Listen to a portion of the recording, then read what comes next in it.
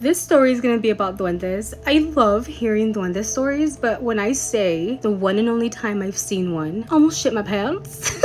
Anyway, this girl says that this happened to her 22 years ago. Her and her dad were gonna go on vacation to their grandmother's home. She said that her and her dad stayed in her dad's childhood bedroom, and around 4 or 5 in the morning, she really had to go to the restroom. At the time, she was only 6 years old and she was scared to go to the restroom by herself, so she tried to wake her dad up so that he can go with her. But when he woke up, he was like, no, you need to go to the restroom if you have to go. Like, don't be afraid, go to the restroom. In order to go to the restroom, she had to go through like a big U, and she really had to go, so she was like, I'm gonna run all the way there. She explains that her grandmother's house was really old and that the restroom didn't have a door. Instead, they would use a big piece of wood, and if you saw that wood on the door, that meant that somebody was in there. But if that piece of wood was to the side, then obviously no one was in the restroom. When she gets to the restroom, she notices that that piece of wood is at the door, and she really had to pee, so she started knocking, and she clearly heard when someone said, it's occupied. She said she really had to pee, so at that point she was just like dancing in circles, trying to hold her pee in. She said that she got to the point where she just like couldn't hold it in. Like, she started knocking again, like, please hurry, I have to pee. But at that point, no one responded to her. She then started to think, like, what if I thought I heard someone saying occupied and someone just accidentally left that piece of wood there when they got out of the restroom? So she decided to remove that piece of wood because she really had to pee. And when she did that, the light wasn't on, but the light of the moon was coming in from the window to the restroom. She said that on top of the toilet was this thing, like a shadow scrunched over, and when it saw her, it went that's when she realized she was looking at a duende. And in that split second, the duende jumped from the top into the toilet, touched that flush handle, and went down in the toilet. Are we not safe in the toilet anymore? Like, what if he wants to come back up? Actually, poor duende if he wants to come back up.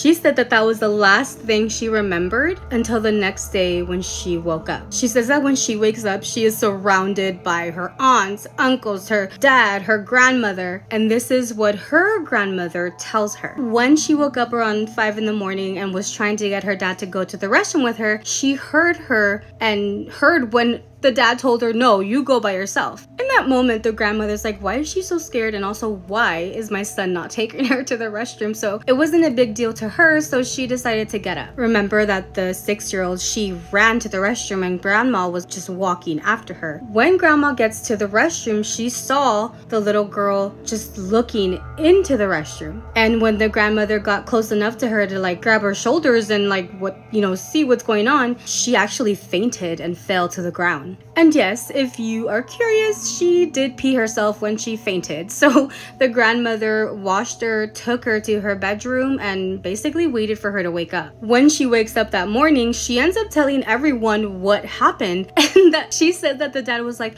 oh, you're such a liar. You're just trying to make everybody feel bad for you because I didn't take you to the restroom. Stop lying. She said that nothing else happened. They finally went back home, and she kind of forgot about that instance. She said that 10 to 11 years had passed and they returned back to where their grandmother lived. And again, she says that that wasn't really in her mind. Like, she completely forgot about what happened to her with that duende. So while she's there again, she goes to hang out with her cousin, and her cousin has like some classes she needs to go to, so she decided to walk her cousin there. Before they get there and they're walking through this like park, her cousin's like, actually, I don't want to go to classes. What if I skip and we tell nobody? And they both agreed. However, when they were walking through that park, they saw a really big dog, and that dog started chasing after them to the point where she says that it wasn't even chasing her anymore, it was chasing her cousin, and she was terrified. Even when they made it out of there and the dog left them alone, her cousin was like terrified. Like, the parents ended up taking her to like a curandero,